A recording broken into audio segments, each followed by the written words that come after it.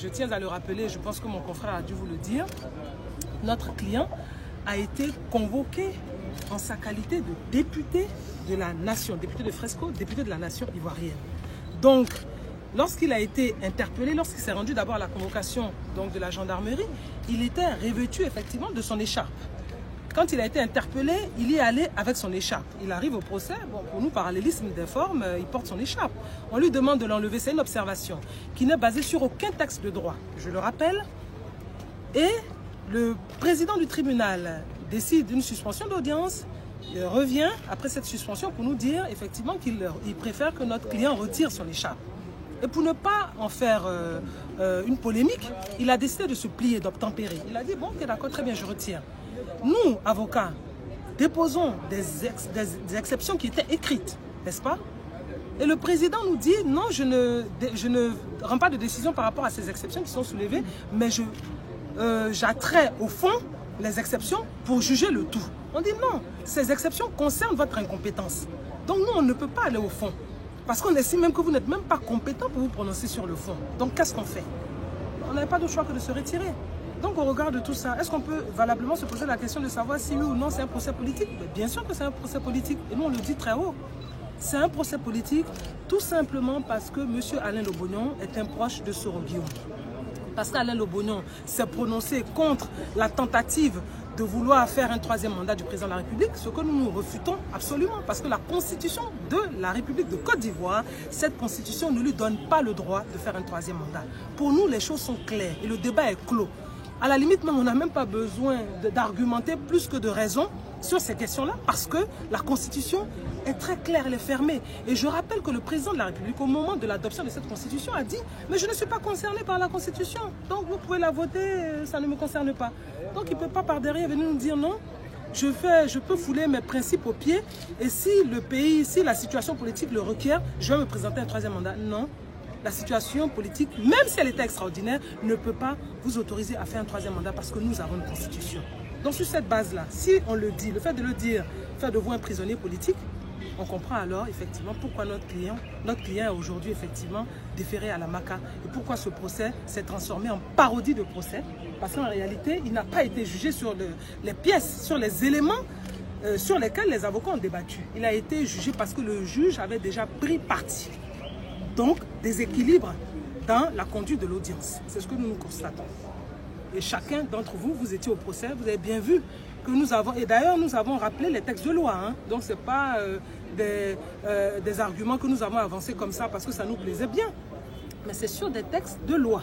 La loi de 2005, en tant qu'ancien membre du gouvernement, en tant que député, il y a eu une décision qui a été prise par le bureau de l'Assemblée nationale, présidée par le président lui-même, c'est-à-dire Guillaume Soro, qui a demandé la suspension des poursuites. Cette fois, on ne défère pas, je ne dirais pas déférer parce que c'est un terme juridique, on ne va pas dans le sens de la décision qui a été rendue par le bureau de l'Assemblée nationale, mais plutôt de dire non, on continue les poursuites.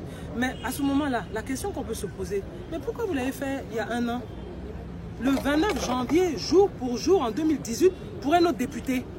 Et là, le bureau de l'Assemblée nationale avait pris une décision, mais pas le vice-président qui présidait les travaux, qui a pris une décision de demander la suspension des poursuites. Et là, le procureur, le même procureur, parce qu'on n'a pas changé, le même procureur dit « Ok, l'Assemblée nationale a pris cette décision, moi, je me range à ce que l'Assemblée nationale a dit, effectivement, j'arrête les poursuites. » Mais pourquoi là, on ne le fait pas? On nous dit non, il y a une décision qui a été brandie là par le procureur, une décision qui a été prise par le vice-président de l'Assemblée nationale, qui va en contradiction à celle qui a été prise par le bureau de l'Assemblée nationale, présidée par le président. Je vous pose la question à vous, journalistes. Entre un vice-président de l'Assemblée nationale et le président de l'Assemblée nationale, qui représente l'institution? Qui représente l'institution? Est-ce que vous croyez qu'à partir de là, vous pouvez me poser la question de savoir si on est dans un procès politique ou pas? Je crois que vous avez la réponse. Nous sommes très clairement dans un procès politique. Et nous allons nous battre avec les armes juridiques. Et si on veut que ce pays aille n'importe où, je crois que la décision revient au président de la République. Parce que manifestement, ce magistrat était aux ordres. Nous l'avons tous compris. Il était aux ordres. Nous l'avons tous compris. Voilà.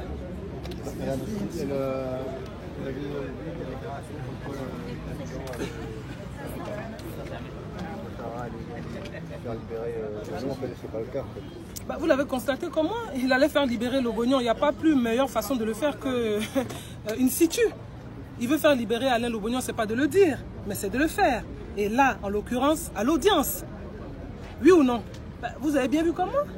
Qu'on a plutôt décidé de sa condamnation à 12 mois. Je trouve ça quand même ridicule. Et puis un mot pour finir, on nous dit non, écoutez, il y a eu donc un tweet qui a été fait. Et d'ailleurs même, moi procureur, j'ai regardé le tweet, continue, le tweet est sur sa page. Ok, certes, mais ce n'est pas le tweet qui est condamnable, c'est la conséquence du tweet. Quelle est la conséquence du tweet en l'occurrence? Puisque justement le tweet est toujours sur sa page. Le tweet a entraîné que le pays rentre en guerre. Le tweet a entraîné que les gens viennent devant le palais là pour dire machin. Non, enfin, arrêtons, arrêtons. Quand on veut noyer son chien, on l'accuse de la rage. C'est de ça qu'il s'agit.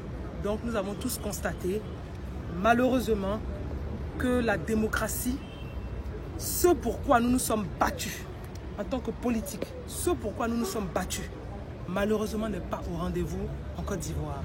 Et ça, c'est malheureux. Et quand j'ai pris la parole à l'audience, j'ai dit que j'étais meurtri.